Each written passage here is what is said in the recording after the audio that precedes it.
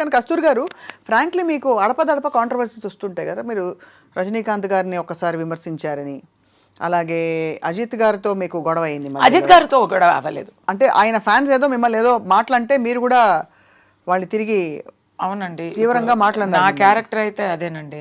ఇప్పుడు కూడా ఎందుకు నాకు ఇలాంటి కాంట్రవర్సీస్ వస్తున్నాయి, నేను ఒక సమస్య అంటే లేదు, నేను ఒక టాపిక్ ఉంటే ఇప్పుడు ఎక్కడైనా స్పెషల్లీ లేడీస్కి ఎక్కడైనా ఒక అన్యాయం జరుగుతుంది లేదా ఎక్కడైనా ఒక తప్పు జరుగుతుందంటే నేను ఎప్పుడు నేనే first I not only do I talk, I take action also. నేను నాకు దెబ్బ తగలాలని కాదు. ఇప్పుడు ట్రిషా గురించి ఇక్కడ ఒక పెద్ద ప్రాబ్లం, తమిళనాడులో ట్రిషా గురించి ఒక యాక్టర్ ఒక చాలా ఎలా ఒక టైప్లో మాట్లాడారు. ఆయన ఒక జోక్ అని అనిపించి పబ్లిక్గా ఓకే నేను చెప్పనా, త్రిషా గురించి ఆయన ఆ పిక్చర్లో విల్లన్ అండి, ఆ విల్లన్ యాక్టరు మన్సూర్ అలీ ఖాన్ అని ఒక actor. He thought he was joking, he thought ట్రిషాతో నాకు కాంబినేషన్ ఉందంటే నేను విల్లన్ నటి కదా, విల్లన్ నటుడు కదా, నేను ట్రిషాని రేప్ చేయబోతున్నాను, అలాంటి సీన్స్ ఉంటాయి అని అనుకొని వెళ్ళాను, నాకు కాంబినేషన్ కూడా లేకపోయింది పిక్చర్లో అని ఆయన జోక్ చేశారు. కానీ అది ఆ joke it's done in bad taste అని అనిపించింది. అవును, మరి చాలా సో అప్పుడు వి వాయిస్డ్ అవుట్. ఒక సందర్భంలో సేమ్ త్రిష, ఇప్పుడు నాకు కాంట్రవర్సీ అని అనుకోకండి, అందరికీ వస్తాయి, ఏం చెప్పకుండా ఉంటే కూడా వస్తాయి. ఎక్కడో ఒక మూలలో తను పని చూసుకొని అక్కడ ఏదో చేస్తున్న త్రిష గారికి ఎవరో ఒక పొలిటికల్ లీడరు రిసార్ట్లో మేమందరూ ఉన్నప్పుడు వీళ్ళందరూ ట్రిషానే అడిగారు కదా, ట్రిషానే పిలిపించారు కదా అనేసారు. దీంట్లో ట్రిషా తప్పేముంది? దాన్ని మేం చెప్పలేదు. It is not at all. మీరు అడుగుతున్నారు కదా మీరు ఏమైనా మాట్లాడితే వస్తుందా అని, మాట్లాడకపోతే కూడా లైమ్లైట్లో ఉండే వాళ్ళకి వస్తుంది, వచ్చింది పాపం త్రిషాకి. I was the first person to stand for her and then everybody up to Chiranjeevi garu everybody stood for her. అది నెక్స్ట్. ఇప్పుడు సమంతకి వచ్చింది కదా, వచ్చిందా? దాంట్లో సమంత బాధ్యత ఏముంది? అసలు లేదు. She must been very hurt. Of course అందరం ఖండించాం ముక్త కంఠంతో. ఏం కనెక్షనే లేదు కదా. సమంత పేరు ఆ దాంట్లో ఎందుకు రావాలి? There is no connection. మీకు ఎవరి మీదో పంతం ఉండి ఎవరి మీదో ఆరోపణ వేయాలంటే దానికి మీరు ఎవరి పేరు తీస్తున్నారండి? అది so everybody said that is wrong. So అలాంటి కాంట్రవర్సీస్ నేను ఇమీడియట్లీ మాట్లాడుతున్నాను కాబట్టి నాకు ఎక్కువ వస్తాయి. ఇప్పుడు నేను రూలింగ్ పార్టీకి విపక్షంగా మాట్లాడుతుంటే నాకు రావా? ఎన్నో వచ్చాయి ఆల్రెడీ, మీకు తెలియలేదు. నన్ను తాగపోతూ అంటారు, నన్ను అక్రమ సంబంధాలు, రోజు ఒక అక్రమ సంబంధం నాకు వస్తుంది, ఎవ్రీడే ఒక సంబడితో. Your told directly. ఎలా తెలుస్తుంది మీకు ఇది? నా సోషల్ మీడియాలో అంతా వచ్చి రాస్తారు. ఈ రోజు వచ్చి ఒక పొలిటికల్ లీడర్ బర్త్డే, ఈరోజు 8th November, ఆయనతో నేను ఒక 2-3 years ముందు బర్త్డేకి కలిసి ఒక ఫోటో తీసుకున్నాను. ఆ ఫోటోని పెట్టి ఈ రోజు వరకు ఏమో నాకు ఇంకా పెళ్లి చేయించలేదు అంతే. ఆల్ సార్ట్స్ ఆఫ్ దాని గురించి వీళ్ళందరూ ఒక అజెండాతో మనల్ని ఇలాంటి చేస్తుంటే I don't care about it. నా క్యారెక్టర్కి రంగు తక్కువ అని చెప్పి డైరెక్టర్ శంకర్ గారు, భారతీ రాజా గారు ఇదంతా వదిలేయండి. ఇదంతా ఎందుకంటే ఇవన్నీ కరెంట్ ఇష్యూస్, ఇంకా తెలుగులోకి రాలేదు కానీ మీరు తెలుగు వారి సపోర్ట్ అడిగారు కస్తూరి గారు. తెలుగు నాట కూడా పెద్ద పెద్ద అగ్ర హీరోలు ఆడపిల్ల స్టేజ్ మీద పక్కన ఉంటే కనీసం ఏదో ఒకటి కడుపు చేయకపోతే జనం ఊరుకోరు అనే సినిమాలో ఉంటే ఒక ముద్దో పెట్టో కడుపు చేసో అని అలాంటి అంటే ఒక తీవ్రమైన కామెంట్స్ చేసిన so many people have said are you going to fight everybody అని అడుగుతున్నాను. I'm not asking you to comment on them because you been part of the me too movement. Me too మూవ్మెంట్లో మీరు గణమెత్తి చెప్పారు. మీటూ మూవ్మెంట్లో 100 కోకళ్ళలు విక్టిమ్స్ బయటకు వస్తున్నారు, కంప్లైంట్ చేస్తున్నారు, పెద్ద జోక్ అయిపోయి nobody has stood by anybody so far. What is the result of all this except controversy and hours of interviews? We have to keep fighting. అలాని మనం పోరాటడం వదిలేస్తామా? ఓకే ఏమవ్వదు, మనకి నీతి దొరకదు అని మనం మాట్లాడడం మానేస్తామా? We have to keep doing it. ఇప్పుడు ఎప్పుడో ఒక ఒక రుద్రమాదేవి పోరాడింది కాబట్టే తెలుగు ఐడెంటిటీ స్థాపనం అయింది. కరెక్ట్. ఎక్కడో ఒక వేలు నాచియార్, ఎందుకు ఇది చెప్తున్నానంటే Velu Nachiyar is the greatest legendary queen of Tamil Nadu. She is a Tamil icon. She fought against the British బలగాన్ని ఎదుర్తూ నిలబడింది. ఎవరితో కలిసి నిలబడింది తెలుసా? హైదర్ అలీ గారితో.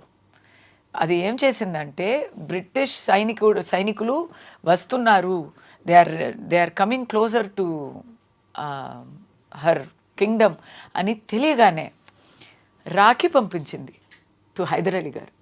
రాఖీ పంపించి, నేను మీ సోదరిని నాకు సహాయం చెయ్యరా, ఈ బ్రిటిష్ వాళ్ళతో నేను ఇప్పుడు పోరాటాలంటే అన్నయ్య మీ సహాయం కావాలని అడిగి వాళ్ళు కలిసి గెలిచారు.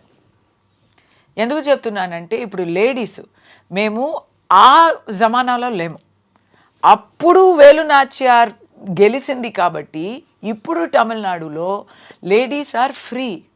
లేకపోతే we will still be not having that kind of freedom. ఇక్కడ ఒక రుద్రమాదేవి ప్రభుత్వం చేసింది, అధికారం చేసింది కాబట్టే చేశారు కాబట్టే ఇక్కడ ఒక కల్చర్ ఉంది. ఇక్కడ మొట్టి పూజలు చేయగలము.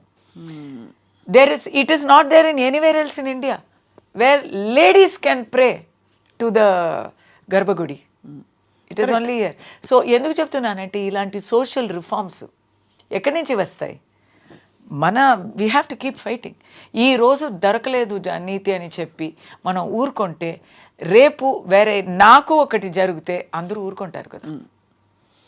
బట్ మీరు నిజంగా వేరే వనితే ఇండస్ట్రీలో సర్వైవ్ అవ్వడం, అప్పుడు పెద్ద పెద్ద తలకాయలతో పెద్దవాళ్లతో నేరుగా ఢీ కొనడం కస్తూరి గారు is not a small thing. And Rajini గారి గురించి నేను అంత పెద్దగా ఏం తప్పు చెప్పలేదు.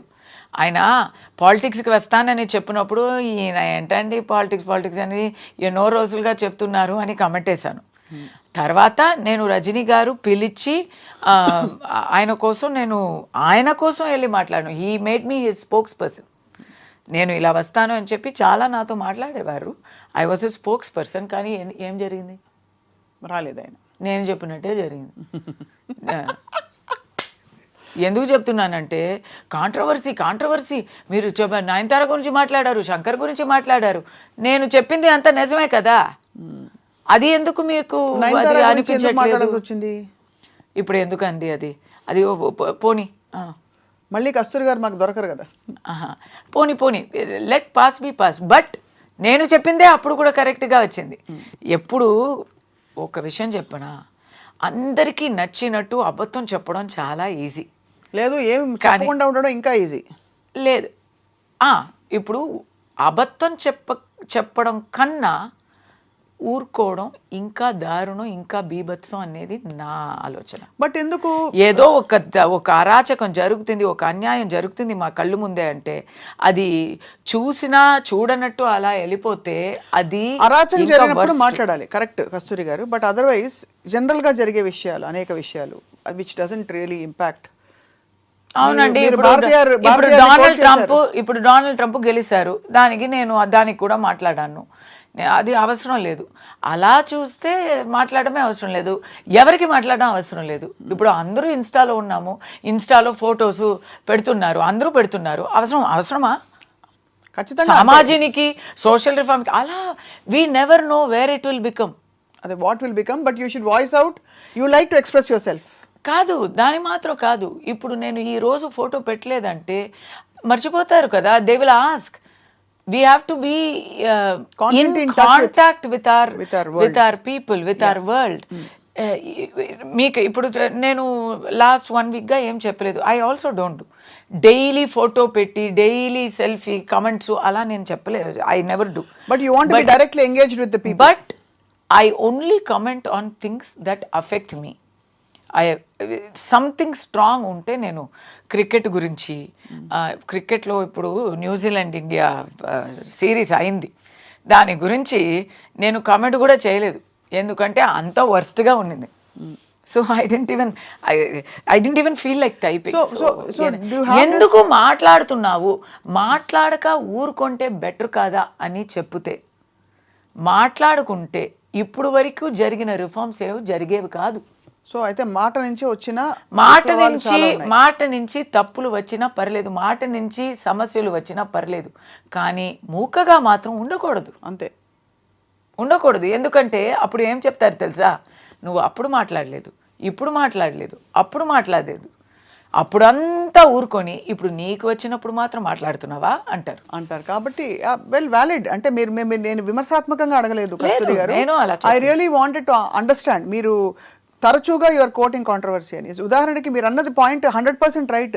హీరోయిన్ తెల్లతోలుతో ఉండాలి, 16 ఏళ్ళు 18 ఏళ్ళు ఉండాలి. హీరోలు అంకుల్స్ గ్రాండ్ ఫాదర్స్ అయిపోయినా కూడా అది ఇండస్ట్రీ నామ్ ఇండియాలో ముఖ్యంగా. అవును, దానికి భాషలు కాదు, తెలుగు సినిమా, తమిళ సినిమా, హిందీ అందరూ అంతే. Everybody it's all like that. So did you have a problem ever where you were judged or one of your interview headlines was too young for Rajinikanth, too old for ఇంకొక hero Vijay అని చెప్పి. నేను when I came back first, this is not my first comeback. నాకు first time పెళ్లి చేసుకొని వెళ్ళి తర్వాత నాకు ఒక అమ్మాయి పుట్టి నేను వచ్చాను. అప్పుడు కాలా పిక్చర్కి నన్ను హీ వాంట్స్ టు కాస్ట్ మీ, ఏమేమో ట్రై చేస్తున్నారు, బట్ ఆ క్యారెక్టర్ ఈశ్వరీరావు గారు చేశారు. ఈశ్వరీరావు గారు కొంచెం ఫిట్ అయ్యారు. నేను ఇప్పుడే ఇలా ఉన్నానంటే అప్పుడు 10 years ముందు కదా. So it was not working out for him. And mister Ranjith the director wanted to cast me so badly. He is saying, నువ్వు ఇలా ఉన్నావే అమ్మా, can you please gain weight within 15 days అంటే నేను ఏం చేస్తానండి. సో అక్కడ ఎందుకంటే ఆ క్యారెక్టర్ అయితే రజనీకాంత్ పక్కన as his wife, as the mother of 3 grown-up adult children. And they are also well grown up. They are not teenagers. And he's a tata. He's a మనవాళ్ళు ఉన్నారు, మనవరాలు ఉన్నారు. సో ఆ క్యారెక్టర్కి నేను ఫిట్ అవ్వలేదు. కానీ విజయ్ అంటే, అయ్యో విజయ్ మీరు సీనియర్ కదా విజయ్కి నాకు సేమ్ ఏజే, బట్ మీరు సీనియర్ కదా విజయ్కి అని చెప్పి అక్కడ అలా అవుతుంది. ఇలాంటి తిరుశంకు స్వర్గాలు ఉంటాయి.